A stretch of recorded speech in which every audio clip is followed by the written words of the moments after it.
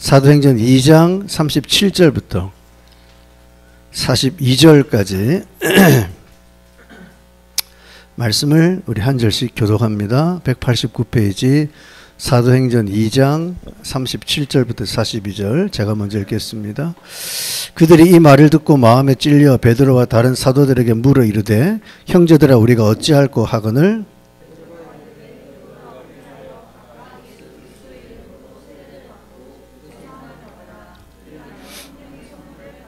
이 약속은 너희와 너희 자녀와 모든 먼데 사람 곧 주 우리 하나님이 얼마든지 부르시는 자들에게 하신 것이라 하고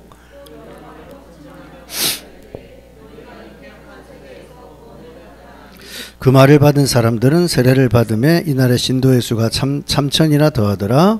그들이 사도의 가르침을 받아 서로 교제하고 떡을 떼며 오로지 기도하기를 힘쓰니라. 아멘. 네. 우리가 이제 수요 예배를 드릴 때는 지금 이제 우리 교회에서는 성경 66권의 책 가운데 한 가지 책을 우리가 선택을 해서 그 책을 1장부터 끝까지 말씀을 연속적으로 강해하는 이 강해 설교를 하고 있습니다. 마태복음에 이어서 지금 이제 우리가 사도행전을 시작했는데요. 이런 연속적 강해 설교를 하게 되면 여러 가지 뭐 좋은 점도 있지만 아쉬운 점이 있는데 그 가운데 하나가 뭐냐?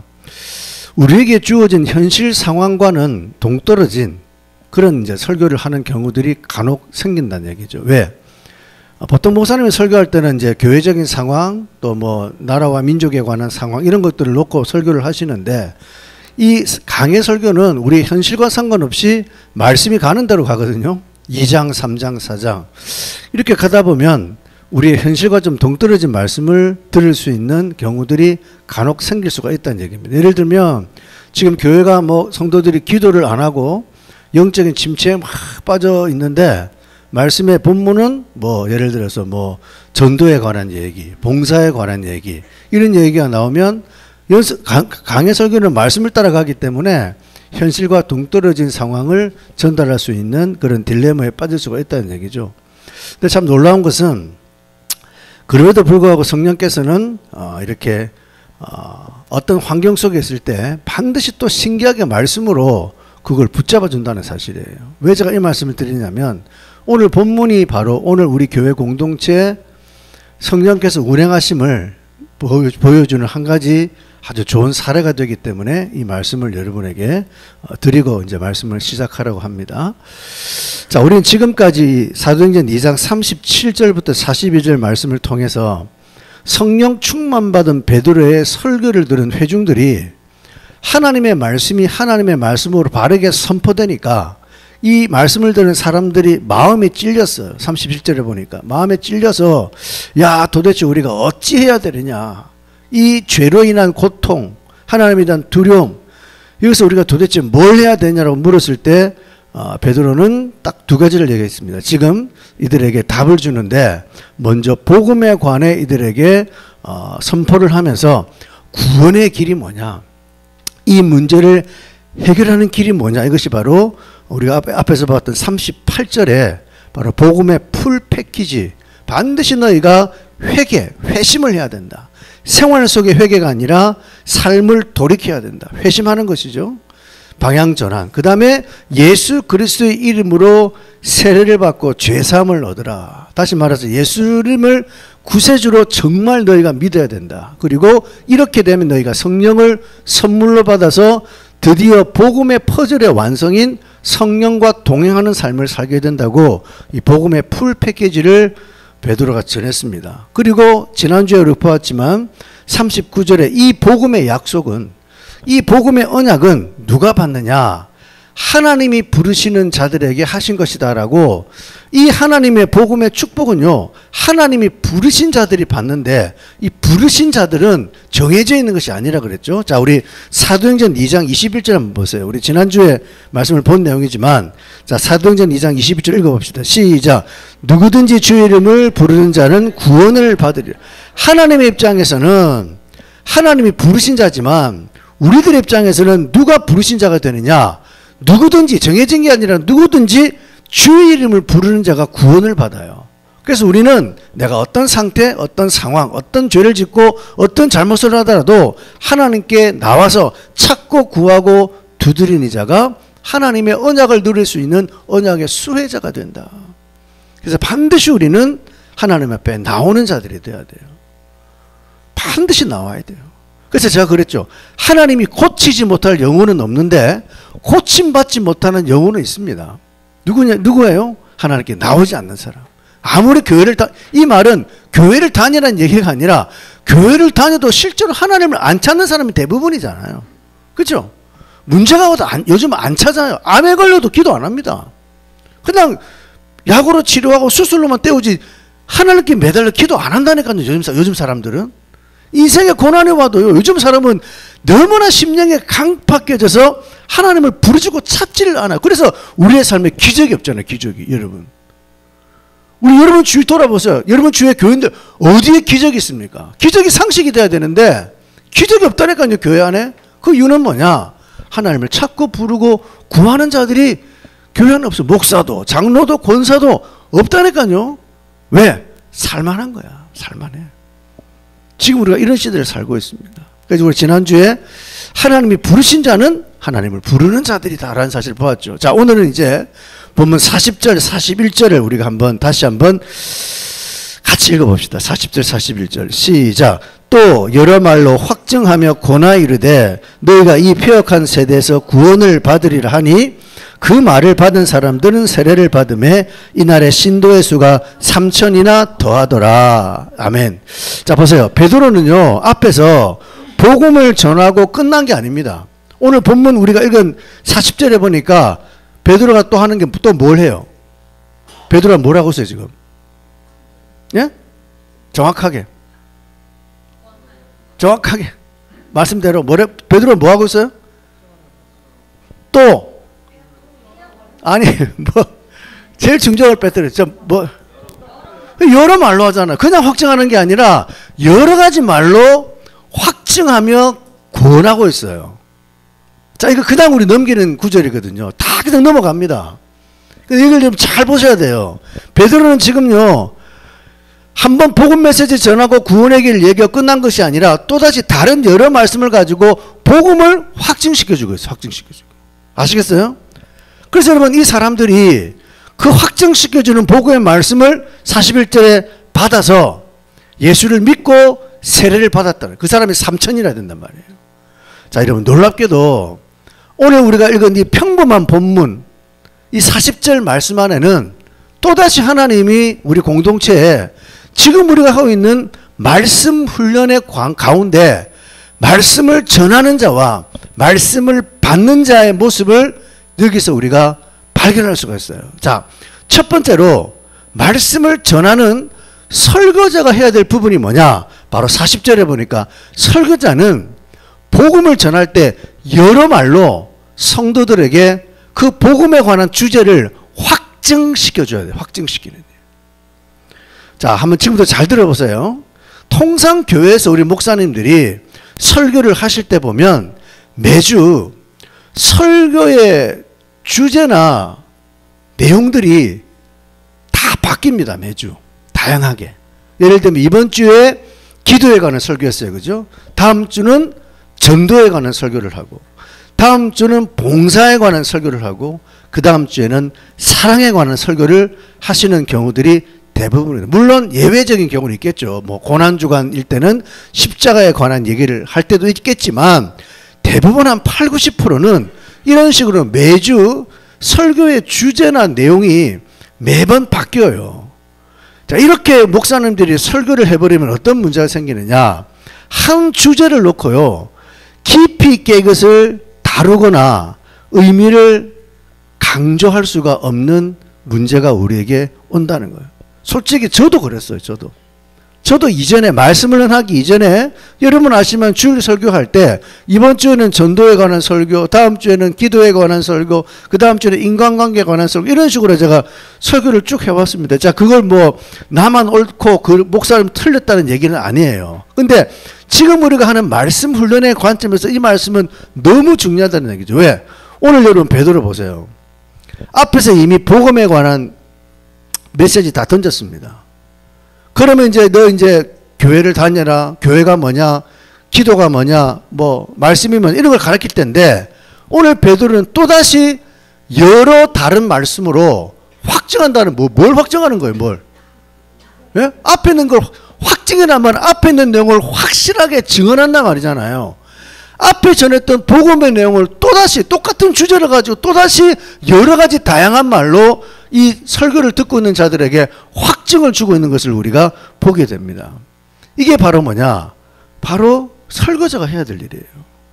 그러니까 목사님이 여러분 설교를 하실 때는 우리가 말씀 훈련적인 차원에서 생각해 보면 반드시 한 가지 주제를 놓고 혹은 한 가지 내용을 놓고 다양한 각도에서 말씀을 전하거나, 이걸 우리가 흔히 뭐라 그래요? 말씀 훈련에서 다각도 돌려깎기.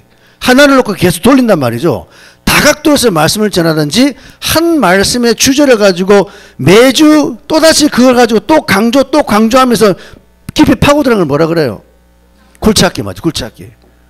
여러분이 설교 간증을 쓸 때만 그렇게 하는 것이 아니라 목사님들이 말씀을 전할 때도 한 가지 주제를 놓고 계속 다양한 각도에서 다양한 말씀으로 한 가지 주제를 놓고 이렇게 말씀을 전해야 되고 깊이 있게 파는 작업들이 절대적으로 중요해요. 왠 줄 아세요? 자, 보세요.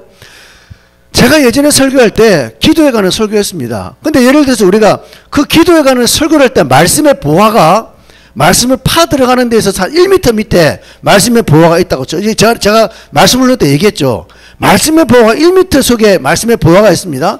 근데 그날 제가 목사님의 기도에 관한 설교를 할 때 한 40cm만 파버렸어요. 그 다음 다음 주에 또 와서 전도에 관한 설교하는데 한 60cm만 팠습니다. 그 다음 봉사에 관한 설교할 때 70cm만 팠어요. 40, 60, 70. 그럼 말씀의 보화를 캐줬어요? 못 캐줬어요? 못 캐줬잖아요. 그러니까 넘어가는 거예요. 40cm, 50cm, 70cm. 그래서 성도들이 설교를 들어도 그냥 맹맹한, 그냥 오늘 참 말씀 좋다. 말씀 좋다. 이것으로 게임 끝. 그 말씀의 보화가 발견이 돼가지고 감격하고 감동하고 뒤집어지는 역사가 없잖아요. 그래 안 그래요? 기껏하는 게 목사님 은혜 받았습니다. 뭐 그냥 의뢰하는 인사라니까요. 그러니까 우리가 아무리 설교를 들어도 거기에 무슨 실제로 변화가 오겠느냐? 절대 안 옵니다. 그래서 10년, 20년 다녀도 똑같잖아요. 직분만 권사, 장로, 목사, 이제 삶의 변화가 하나도 없지 않습니까? 말씀은 생명이고 변화를 주는 건데 실제로 우리의 삶에는 변화가 없어요. 아무리 예배드리고 교회 다녀도 절대 안 일어납니다. 그래서 목사님이 설교를 할 때 오늘 베드로처럼 여러 말로 확증을 시켜서 보화를 파내주는 게 확증이에요. 자, 우리가 코끼리를 설명할 때 코끼리 한 면을 보고 이번 주에는 제가 코만 설명했어요. 코밖에 모르잖아요. 그럼 코끼리가 코만 큰 줄 압니다. 다음 주에는 귀를 설명해줘. 코끼리는 코만 큰 게 아니라 귀도 크다. 그 다음에 코끼리의 크기, 몸무게 설명해 줍니다. 코끼리의 피부 설명. 이런 것들을 다 모으면 코끼리에 대한 전체 그림이 나온다 안 나온다? 나오는 거예요. 근데 우리는 코만 얘기했어요. 다른 호랑이 얘기해. 다음 주는 토끼 얘기해. 그러니까 우리는 코끼리의 모습도 모르고 호랑이 모습도 모르고, 호랑이는 뭐 줄무늬가 있다. 코끼리는 뭐 코만 있다. 뭐 토끼는 뭐 귀가 2개다. 이것밖에 모르. 그림을 그릴 수가 없는 거죠. 무슨 말인지 이해되십니까? 그래서 여러분 보세요. 우리가 지난 수요 예배 때 지난주죠. 하나님이 부르신 자는 하나님을 부르는 자라 그랬어요. 자, 하나님 쪽에서는 우리를 부르시지만 우리는 뭘 해야 돼요? 하나님을 불러야, 찾고 구하고 두드려야 돼요. 그래서 제가 그랬죠. 여러분이 어떤 상태든 어떤 죄를 지었든 어떤 엄한 짓을 했든 무조건 주님 앞에 나오는 자가 하나님의 택한 자고 하나님의 부르신 자다 그러지 않습니까? 지난 주일 말씀 뭐였어요? 담대히 나올지라. 똑같은 본문은 다르지만 똑같은 내용이고 다른 내용입니까? 거의 대동소이한 내용이죠. 우리가 하나님의 말씀을 바르게 하나님의 말씀은 위로의 기능도 있고 축복의 기능도 있고 성경 지식의 기능도 있지만 제일 중요한 것은 여러분의 죄를 다 들추어내요. 살아있는 하나님의 말씀은 여러분을 수술하는 거예요. 여러분 그냥 위로하고 좋게 해주고 희망을 주는 설교가 아닙니다. 여러분의 숨겨진 모든 죄를 완전히 다 들추어내요. 이게 우리를 죽이는 게 아니라 우리를 수술해서 건강하게 만들려고 썩어진 부분을 다 들춰낸단 말이에요. 그럼 우리가 얼마나 부끄럽고 수치스러워요. 내가 이런 죄가 있구나. 또 죄인이구나. 이럴 때 하나님 뭐라 했어요? 야, 걱정하지 마. 큰 대제사장 예수가 있잖아. 하나님을 만나기는 예수님이 이것 때문에 십자가에 달려 죽었으니까 너희가 아무리 죄를 짓고 아무리 나쁜 짓 하고 그 마음속에 죄책감이 들어오고 정죄감이 들어와도 나와. 이미 다 주님이 이루어 놓았잖아. 나와야 돼. 그래서 때를 따라 돕는 은혜를 얻기 위해 하나님 은혜의 보좌 앞에 담대히 나가라.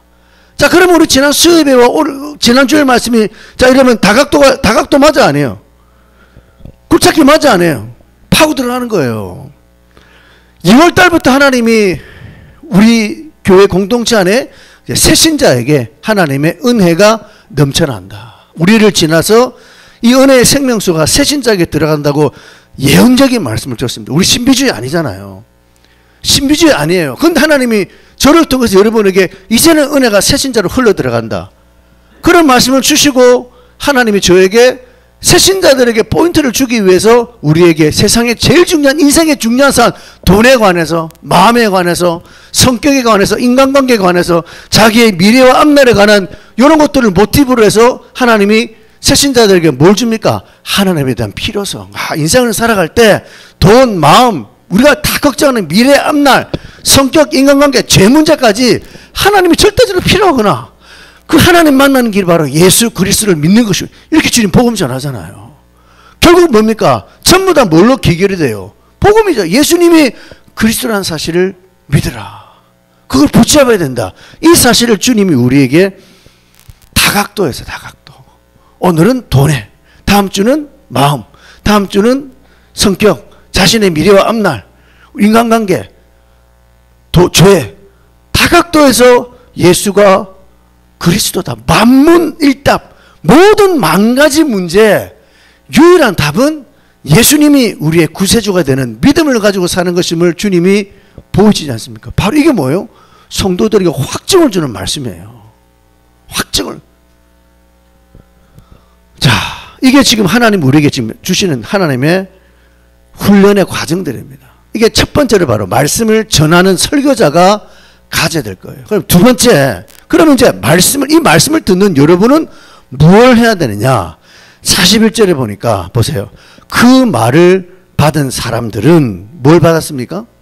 세례받죠. 세례받았다는 말은 세례식을 했다는 말이 중요한 게 아니라 이 사람이 예수님을 진짜 구주로 믿는 믿음을 가졌기 때문에 세례를 받았다는 얘기거든요. 그래서 신도의 수가, 신자의 수가 3,000이나 되어 있다고. 이 사람들이 예수를 믿었다는 얘기예요.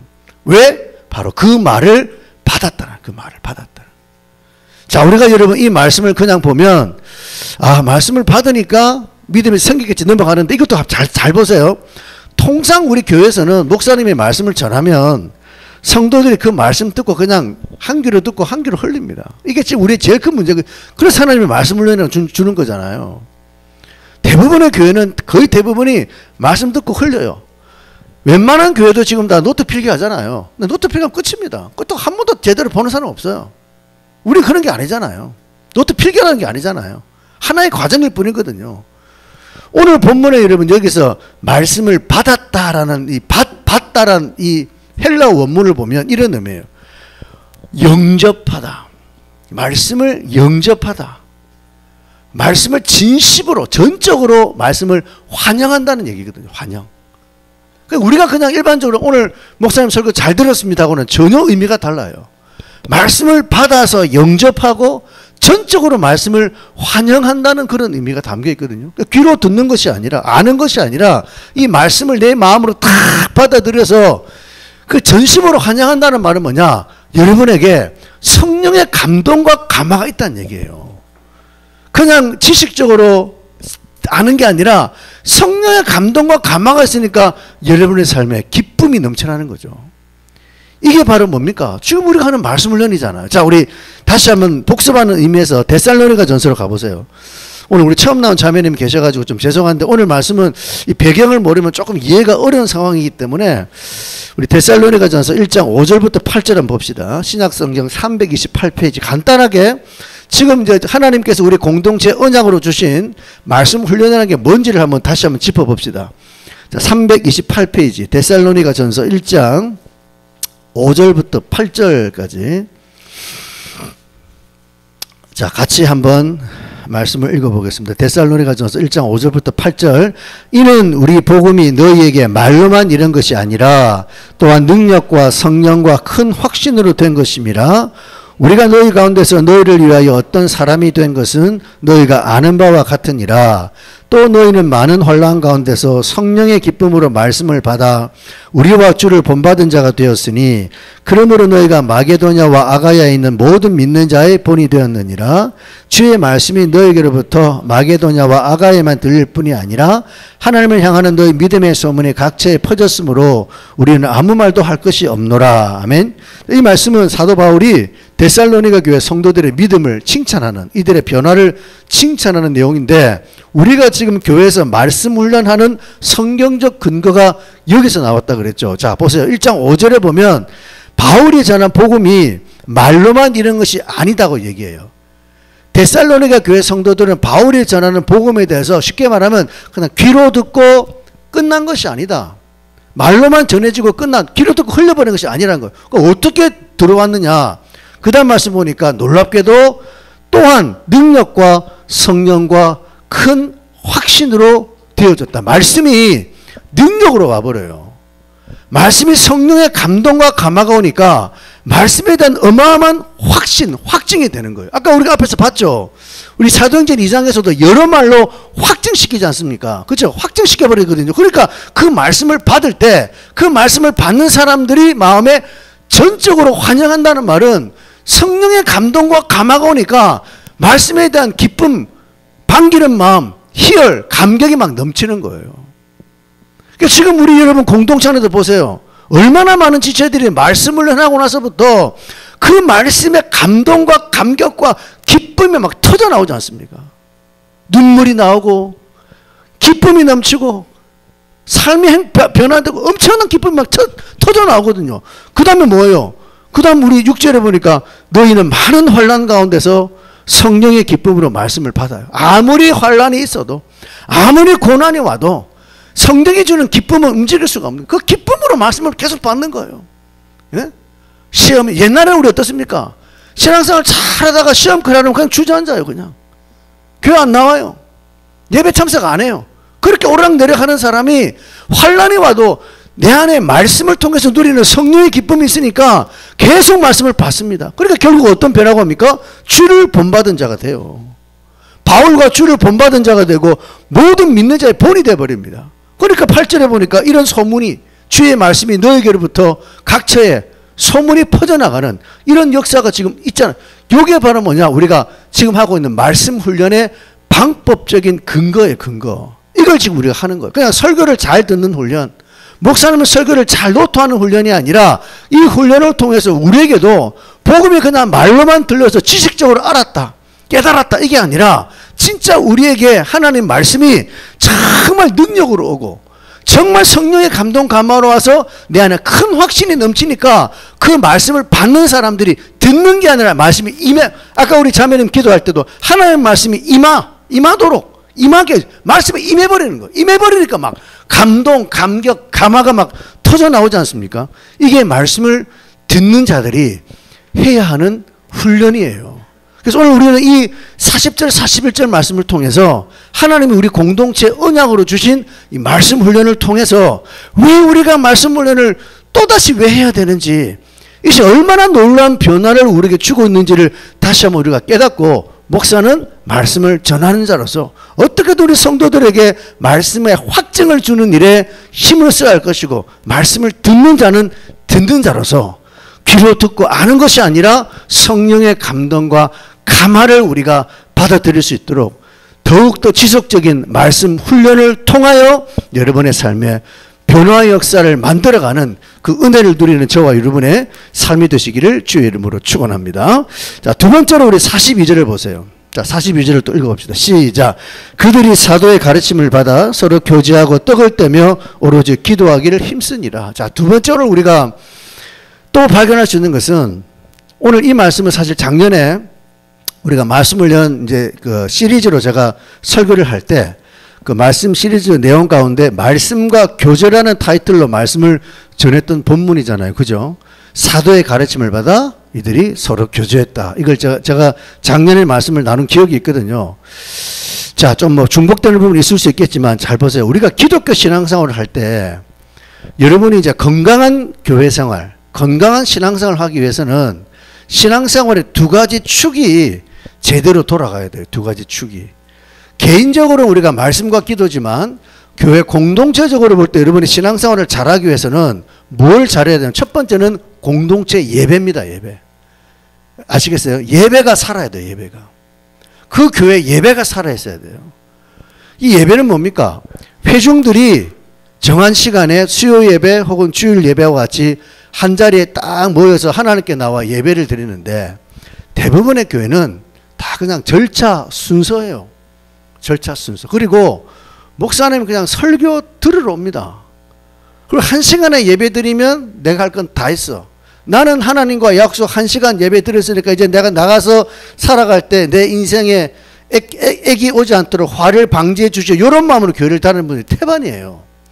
근데 여러분 여기서 말하는 공동체 예배는 어떤 시간이나 절차나 말씀을 듣는 게 아니라 우리가 하나님 앞에 나와 하나님은 안 보이잖아. 아까 우리 예배들 하나님 어디 있는데 뭐 성소가 어디 있습니까? 여기 성소가 이스라엘 뭐 성전도 아니고 그 다 영적인 의미에서 하나님이 계신 곳에 우리가 나왔을 때 하나님이 여기에 영으로 두세 사람이 모인 중에 나도 그들 중에 함께하고 이스라엘 찬송 중에 주님은 거하기 때문에 영적으로 우리가 하나님이 여기에 와 계시다는 현존 의식을 가지고 행동하는 게 그게 예배예요. 아시겠어요? 대부분의 예배는 현존 의식이 없습니다. 다 틀린 거예요. 그러니까 예배 속에 하나님이 임재라는 걸 모른다니까요. 찬양팀 다 쇼해요. 쇼예요, 쇼. 우리도 그런 제가 끊임없이 청년들에게 많이 얘기하지만 대부분 쇼입니다, 쇼. 하나님 현존 의식 없어요. 왜? 여기 사는 모습, 내려가서 사는 모습 보라니까요. 앞에 와서는 천사처럼 찬양하고 뭐 별짓도 하면서 내려가서 사는 세상 속에서 모습을 보세요. 완전히 지킬박사 화해도 아닙니까? 그게 무슨 예배예요? 그 뭐냐? 하나님 현존 의식이 없어요. 교회 다닐 때도. 예배는 이곳에 하나님이 지금 영적으로 임하셨다는 현존 의식을 하나님이 여기 함께 하시면 우리가 어떻게 예배 드리겠습니까? 어떻게 앉아서 예배를 드릴 수 있고 다리 꼬고 예배 드리고 어떻게 그 예배를 드려요? 그냥 무릎이 꿇어지고 두 손 들고 하나님께 나가잖아요. 그런 예배를 드리면 여기 하나님의 임재가 확신돼요. 임재가 확신돼야지 하늘과 땅이 열리는 겁니다. 그러면 여러분 내가 이 땅에서 드린 예배가 하늘과 땅을 열었으면 그때 이제 하나님이 이 시간 목사님을 통해서 하늘에서 목사를 통해서 하나님이 말씀을 선물로 주거든요. 하늘과 땅이 열린 가운데 말씀을 받으니까 어떻게 거기 성령 감동 감화가 없어요? 안 그래요? 하늘과 땅이 열렸는데 어떻게 성령의 감동과 감화가 없어요? 그래서 여러분이 예배를 제대로 안 드리면 하나님 말씀을 못 받아요. 그래서 제가 현장 예배 중요성, 주일 예배 드릴 때 꼭 일꾼들에게 네가 예배 드려야 돼. 네가 예배 드려야 돼. 강조하는 건 뭐냐면 여러분이 예배가 형식이 되고 습관이 되고 예배 준비 안 하면 말씀 못 받습니다. 감동감 없다니까요. 그래서 우리가 신앙생활의 첫 번째 중요한 게 공동체 예배가 예배답게 하나님의 임재 속에 나가는 예배가 안 되면 이거 안 돼요. 신앙생활 제대로 못합니다. 그러니까 주일날 내가 내 영혼이 안 살잖아요. 이게 반복되니까 병이 드는 거예요. 현장 예배 중요성. 두 번째 또 하나의 축은 뭐냐? 바로 오늘 나눌 소그룹 모임이에요. 소그룹 모임. 우리 예수님이 구원사역 하실 때도 수많은 군중들을 모아놓고 말씀을 전할 뿐만 아니라 예수님의 사역의 70%는 사실은 12제자 양육하거든요. 소그룹 모임이잖아요. 군중들을 모아놓고 말씀을 전하는 게 대그룹이고 12제자 모아놓고 양육하는 게 소그룹이거든요.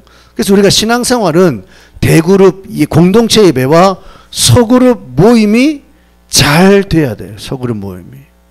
여기서 우리가 영적인 친교와 양육이 이루어져야지 여러분의 신앙생활이 건강하게 돌아가게 된다는 사실을 우리가 알 수 있어요. 그런데 오늘 여러분 말씀에 중요한 것은 바로 이런 성도들의 교제, 소그룹 모임에 있어서 중요한 게 뭐냐?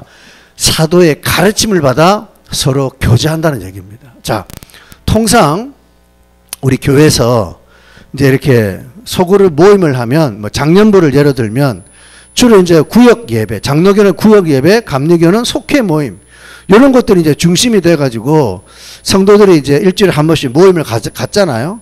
근데 대체로 보면 뭐 제대로 훈련된 교회 몇 교회를 제외하고는 거의 대부분의 소그룹이 인간적 유대 관계가 굉장히 강화돼요. 무슨 말이냐면 소그룹에 구역 예배 드리고 혹은 뭐 이렇게 속회 예배를 드릴 때 그냥 구역장이나 속회장들이 형식적으로 그냥 예배 드립니다. 뭐 공과 나오면 공과 보고 그냥 읽어요. 한 20분, 30분 공과 보고 그냥 읽고 대충 딱 마무리하고 주기도문 마치고 밥 해먹고 밥 싸먹고 차 마시면서 그때부터 이제 2부 시간이 시작이 되죠.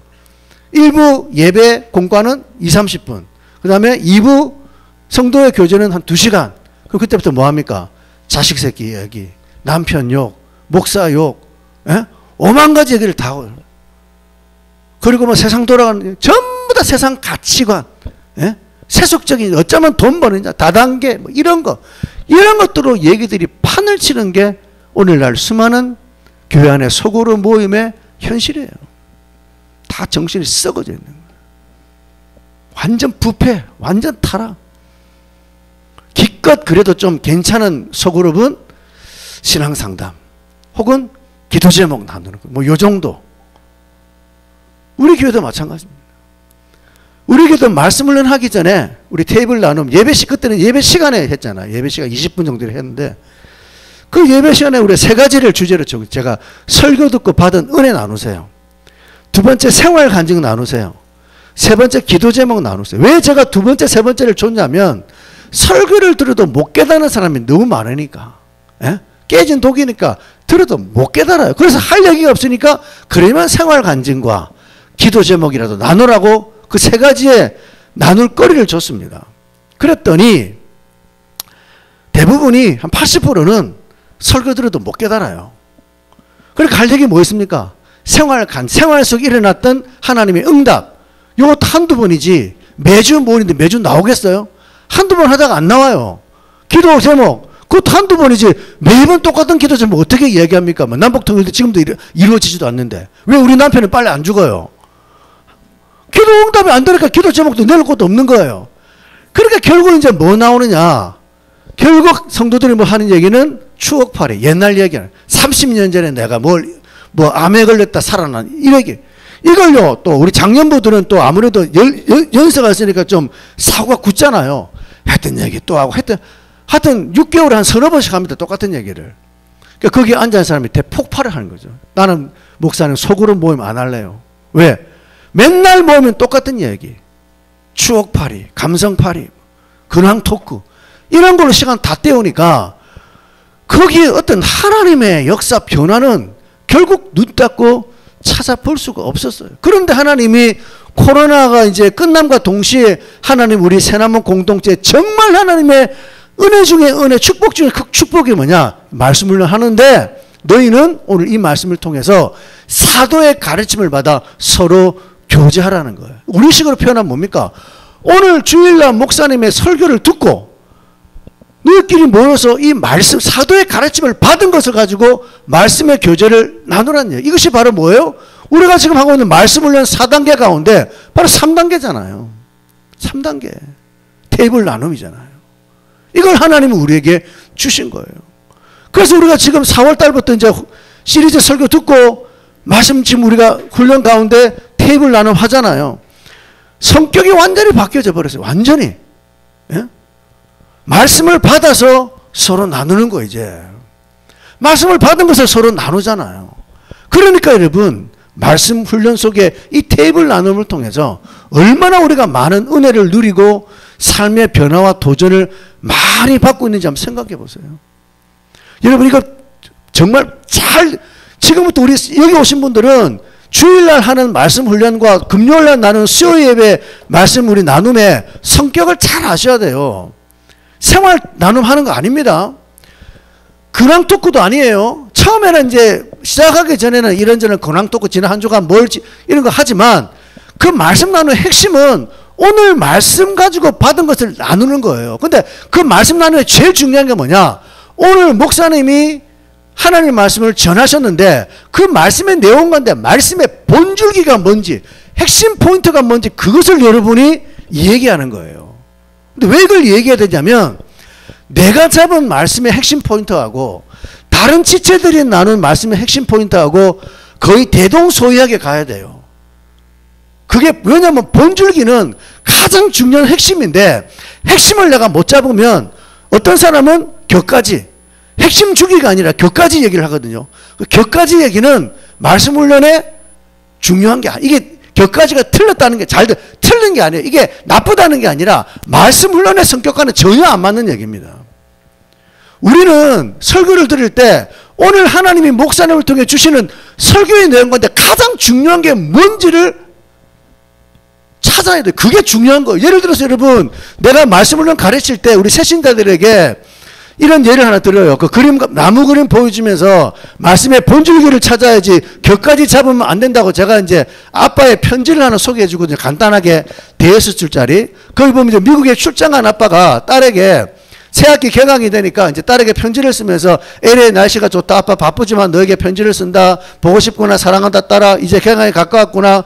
개강이 가까웠으니까 너 아빠 서랍에 둘째 서랍 열어보면 거기에 통장이 있으니까 그 통장에서 네가 돈 찾아서 네 용돈하고 학비하라고 아빠 1,000만 원 넣어놨다고 그 편지를 써요. 그리고 동생이랑 싸우지 말고 엄마 말 잘 듣고 학교 잘 다녀 편지를 보낸 그 편지 글귀가 있습니다. 그래서 제가 이제 공부하는 사람에게 찾아보라 그래요. 요 편지 안에 아빠의 핵심 줄기가 뭐냐 물어보니까요. 야, 지난주에 우리 3명 모여서 하는데 교회 처음 나온 게 아니라 초신당 우리 범순이가 말씀의 포인트를 딱 잡는 거예요. 그 민기는 처음에 못 잡았어요. 그래서 이제 발표를 했거든요. 그 범순이가 정답을 얘기했어요. 그 민기가 딱 얘기하니까 범순이가 내가 틀렸네. 민기가 맞다는 거야. 제가 맞춰놓고. 근데 민기는 왜 이제 엉뚱한 답을 했냐면 얘가 또 머리를 굴려요. 목사님이 준 편지는 그냥 편지가 아니라 뭔가 이제 영적인 의미를 찾으려고 하는 거니까 이 민기는 뭐라고 하냐. 아버지가 딸에 대해서 걱정하는 마음 이런 거라는 거야. 내가 민기야 니 너무 영적으로 생각했다. 그냥 있는 그대로 편지를 읽어보면 뭐가 제일 중요합니까? 날씨가 중요합니까? 뭐 공부가 중요해? 싸움이 뭐가 제일 중요해요? 돈이잖아요. 돈. 그걸 모른다니까요. 사람들이. 이렇게 쉽죠? 설교하면 몰라요. 그러니까 얼마나 손해보는 거예요. 아버지는 지금 돈 주려고 통장에 내가 돈 있으니까 찾아 쓰라고 그랬는데 그걸 못 잡고 우리가 엄한 짓 하면 안 되잖아요. 엄마 말 잘 들어야지. 동생하고 싸우면 안 되지. LA 가고 싶어. 이런 데 붙잡히면 안 되죠. 핵심 포인트 잡아야 돼. 그래서 우리가 나눔을 통해서 객관적으로 지금 내가 핵심 줄기를 바르게 잡고 있는지를 여러분 객관적으로 판단하고 교정하는 작업이에요. 그게 여러분 무섭고 부끄러워서 도망치면 여러분 끝입니다. 틀리더라도. 그렇다고 뭐 누가 틀렸단 말은 안 하죠. 스스로가 느껴요. 지금 내가 얘기한 것과 내가 생각한 것과 서로 나누는 얘기가 다르다는 것은 교정의 필요성이 있거든요. 그리고 목사님한테 설교 간증 올리면 목사님이 다 잡아주잖아요. 이걸 안 하면 안 돼요, 여러분. 안 하는 사람은요, 절대 안 바뀝니다. 10년 지나도 못 잡는다니까요. 그래서 우리가 이런 나눔을 통해 이게 흉이 아니라 훈련이기 때문에 여러분 이걸 꼭, 왜 이걸 해야지 말귀가 들려요. 그래서 우리가 나눔이 중요한 겁니다. 또 하나는 보세요. 그때도 제가 이건 얘기했지만 여러분이 이게 나눔을 통해서 받은 말씀의 핵심 줄기를 묵상하고 내재화시키는 거예요. 내재화. 보세요. 우리가 설교를 듣고 기록하죠. 집에 와서 설교 간증 쓰죠. 우리 또 나눔하죠. 그러면 여러분 보세요. 듣고 기록하고 집에 가서 간증 쓰고 또 모여서 나눔할 때 내 것도 얘기하고 다른 사람 얘기를 들으니까 얼마나 똑같은 말씀이 주는 은혜들을 몇 번이나 반복하잖아요. 이게 되새김질 하는 되새김질. 묵상이라는 말이 우리말로 소가 여물을 되새김질 하듯 되새김질 한다는 뜻이거든요. 이런 묵상이라는 단어의 원래 어원이 뭡니까? 메디신, 약이에요. 약. 메디테이션은 묵상인데 메디테이션의 어원이 메디신입니다. 약이에요. 그래서 여러분 우리가 이 나눔을 하게 되면 여러분 안에 묵상을 통해서 말씀을 내재화시키는 훈련이 되기 때문에 이 말씀이 잘 잊혀지지가 않아요. 학생이 공부할 때도 학교에서 선생님 수업 들었습니다. 들으면서 필기해요. 집에 와서 복습해요. 시험 때도 공부해요. 공부하는 친구가 잘 안 외워지니까 혼자서 막 가르치듯이 말로 가르쳐요. 말로 자기가 외운 거 가르치는 게 제일 효과가 크거든요. 똑같은 거예요. 원리가. 그러면 여러분들이 테이블 나눔하는 것은 무슨 효과가 있느냐? 말씀을 묵상하고 내재화시켜요. 그 다음 마지막으로 중요한 거, 이게 최고로 중요한 건데요. 여러분이 말씀을 가지고 교제하면 말씀이 여러분 살립니다. 우리 요한복음 6장으로 가보세요. 자, 좀 시간이 지났지만, 자, 중요한 부분이기 때문에, 자, 요한복음 6장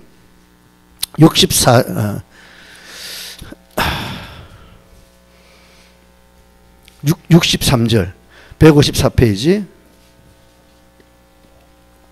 요한복음 6장 63절. 자, 같이 읽어볼까요? 시작.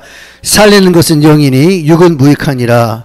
내가 너에게 이른 말은 영이요 예수님이 하시는 말이잖아요. 육은 무익해요. 육적인 교제 별 도움 안 된다. 영적인 거 중요해요.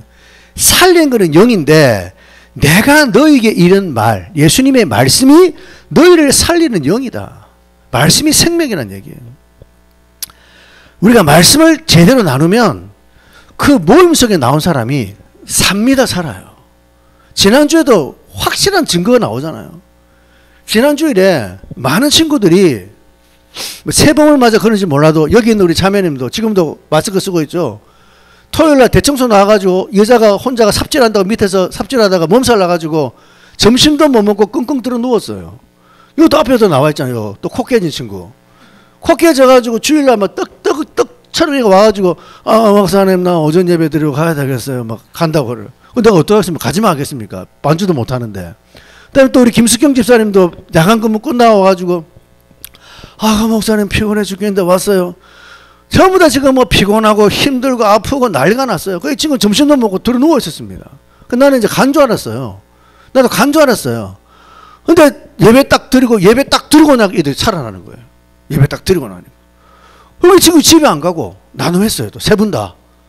나는 다 간 줄 알았는데 다 나눔을 세 분 다 끝나고 나니까요. 언제 그랬나는 듯이. 말씀으로 교제하니까 언제 그랬나는 듯이 펄펄 살아 움직이잖아요. 밤 10시까지 교제하고 밤 10시까지 교제하고. 왜 그래요? 말씀이 살린다니까요. 말씀이 살려요. 이 비건한 여자 아닙니까? 그러니까 우울증, 무슨 뭐 불면증, 모든 치료는 말씀이 살리는 거예요. 말씀에 붙잡히면 전부 치유가 일어난다니까요. 말씀의 묵상 이야기라 그랬잖아요. 말씀 나누고 하면 이것이 여러분의 삶을 완전히 바꿔버리고 변화시키고, 우리 안에도 지금 얼마나 많은 친구들이 공황장애, 뭐 불안장애 다 고침받지 않습니까? 그거 왜 그래요? 말씀이 살린다니까요. 그래서 여러분 오늘 사도의 가르침을 받아 말씀의 교제를 해야지 음악 교제하면 안 돼요. 여러분 생활 간증 나중에라는 거. 나중에 아시겠어요? 나중에 그는 끝나고 남는 시간에 생활 간증하고 기도 제목 나누고 고민 상담 Q&A 신앙생활 질문과 대답은 끝나고 하십시오. 끝나고. 이걸 여러분 뒤바꾸면 뭐면 끝입니다. 이거 말씀을 박살나는 거예요. 마귀가 그걸 노려요. 왜? 말씀으로 교제하지 말라는 거지. 딴 거, 경험, 과거, 생활, 요게 여러분 말씀을 깨뜨려요. 왜 오늘 하나님이 저에게 이 말씀 준 줄 아세요? 요 근간에 제가 그걸 봤습니다. 공동체 안에 말씀 훈련의 본질에서 벗어나고 있어요. 나눔 속에. 야, 이거 큰일이구나. 그래서 제가 이미 한 2주 전부터 3주 전부터 리더들에게 회의할 때, 주일 나눔할 때 정신 차리십시오. 여러분이 잡아야 됩니다. 여러분이 바르게 잡아야 됩니다. 말씀 드렸습니다. 이게 주가 안 되고 생활 간증, 기도 제목, 신앙 상담 이런 것들이 주가 되면요 끝이에요. 여러분 그게 괜찮은 것도 아닙니다. 철저히 반대.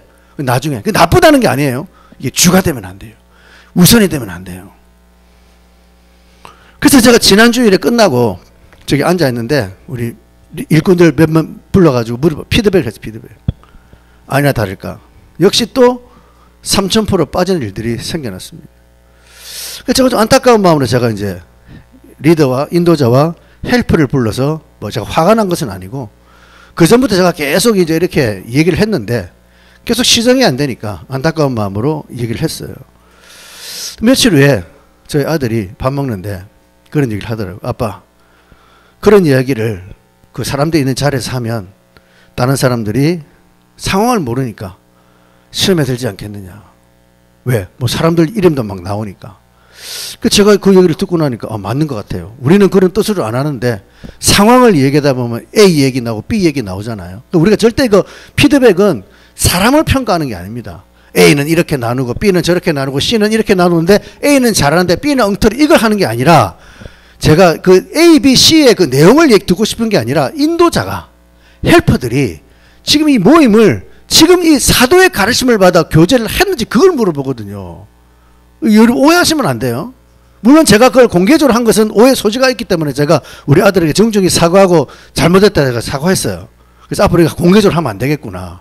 근데 이 피드백을 받는 목적은 사람을 평가하는 것이 아니라 일꾼들이 과연 이 모임을 성령님을 인지하고 말씀을 낸 이 패턴에 따라서 제대로 모임을 이끌어가는지 그걸 제가 물어본 거지 A가 잘한다 이런 게 아니거든요.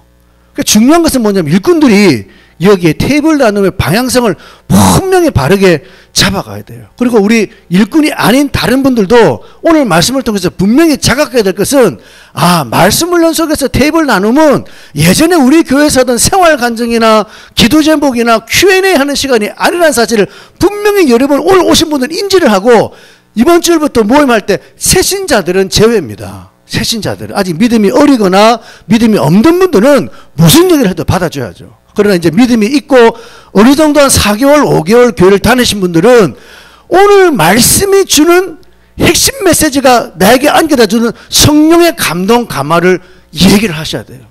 성령의 감동, 감화가 없으면 말씀의 번줄기라도 얘기하셔야 돼요. 그리고 다른 사람과 비교해서 도전을 받으세요.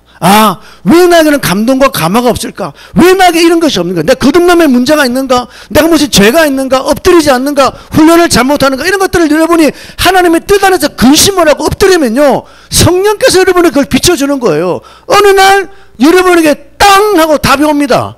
이제 눈이 열려요. 그때부터 들리기 시작하는 거예요. 지금은 들리는 게 아니에요. 다 막혀 있어요. 근데 딱 이게 되면요 들려오기 시작해요. 말씀이 꿀송이 같아요. 감격이 넘칩니다. 감화가 넘쳐나요. 너무 행복해요. 너무 기뻐요. 그때부터 삶의 변화가 막 일어나는 거예요. 이것이 우리가 말씀을 내는 목적이잖아요.